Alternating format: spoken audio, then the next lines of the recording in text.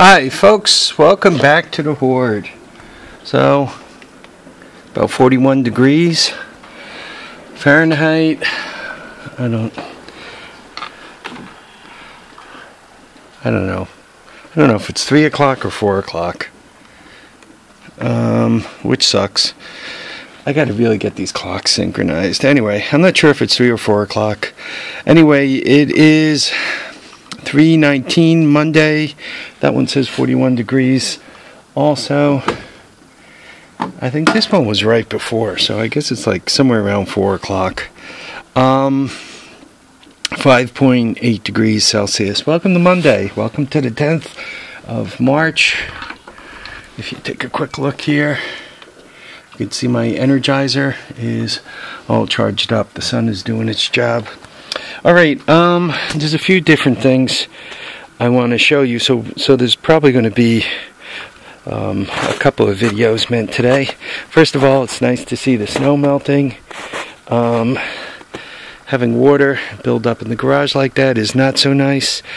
This right here was my biggest screw up.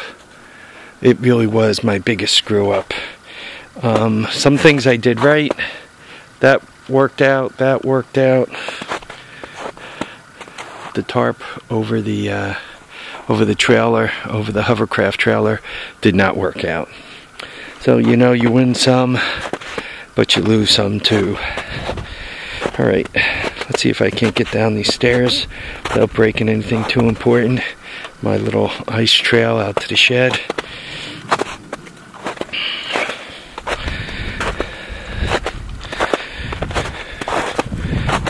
The proper foot in front of the other one. As you guys could see, I have very specific footprints here. Alright, we made it down in one piece, which is a good thing.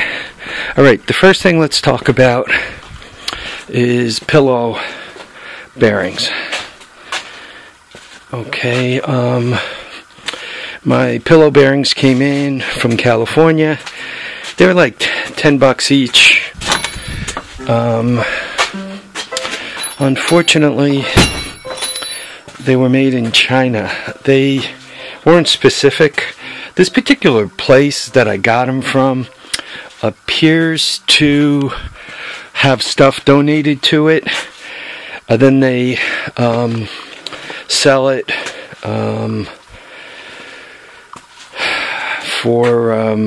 to get money from a charity. So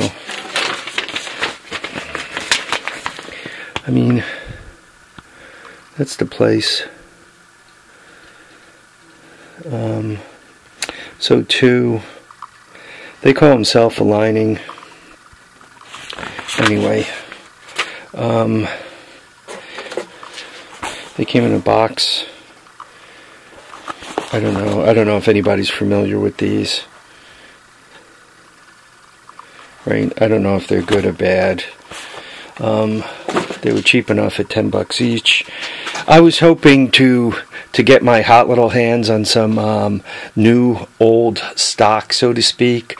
You know, something from Torrington Bearing or one of the other Browning, one of the other major companies, but that was not to be.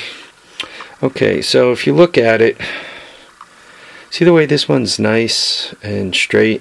You're perpendicular here. You got a nice right angle here. So that bearing makes me pretty happy. By the way, it's the right size. It's 1 inch. It goes on the shaft. That makes me pretty happy. This one, if you look at it, I don't know if you guys could see it. It's got a little. See the spacing there? It's a little in there. It's a little cattywampus here or something. I don't know if the casting is off or it's my eyes or whatever the heck it is, but it looks, I don't know, it looks a little cattywampus. You guys can see these are the kind that lock on. So, I mean, it really doesn't matter. I guess once they're mounted, all will be good. I don't know, maybe it's just my eyes. Maybe I'm wacky. Maybe they're both a little cattywampus. But once again, once they're mounted, it's good, because as long as the bearing is, I'm going to use the word parallel, which is not the right word, as long as the bearing is parallel to the shaft or perpendicular to the shaft, as long as the bearing's spinning, it's not binding or anything, all will be good. To finish this whole mess, I showed you guys, I have the I bought this because I needed the let's call it the butterfly, the 2 bolts and the retaining clip, because when you buy a new sprocket you don't get the butterfly, which is probably why Mr. Clownface here did the welding, right? He probably had the sprocket, but he did not have the clip, so he took out his little, looks like an arc welder by the size of the spider there, or by the size of the caterpillar, so he welded it on. I'd rather not do that. So anyway, I have a 11 coming, 11 tooth, and I got a 44 to go on the jack shaft, which gives me a speed, top speed, somewhere around 30 miles per hour. I mentioned I'd rather go a little slower, but it is what it is. You get the parts you can get and move forward from there. To get a 510 with like 72 teeth, I showed you guys this one before, one would have to special order it, and it would be a lot of money. Oh, while I have you here, I got the batteries. This is the sine wave UPC. I bought this one. I think it was like 75 bucks delivered. So right now it's plugged in. If I unplug it, well, here, let's put a load on it first, right? That's one light. This is 125 watts. Let's just turn it on quick. So you can see I got one load light on. It's says it's charging, and my batteries are fully charged. And when I turn this off, there's going to be 175 watt load on it. Or, well, I could unplug it or hit test.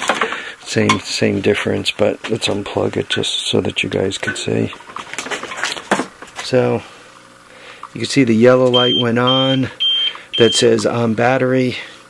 It beeped, and you can see one of the lights went out. The top light for the battery went out. So right now it's running on the battery, and it's all happy, and we're all good. If I plug it back in, obviously it'll leave battery power and be back on main power. And it's back on charge. In about half hour, this top light will go back on, and we're all good. Anyway, folks, I want to thank you for watching and commenting and subscribing. Remember to keep your feet down, keep your head up. Remember to enjoy all your time. Make sure you go out and have fun. Enjoy your days. Especially, it's starting to get nice. Things are starting to melt.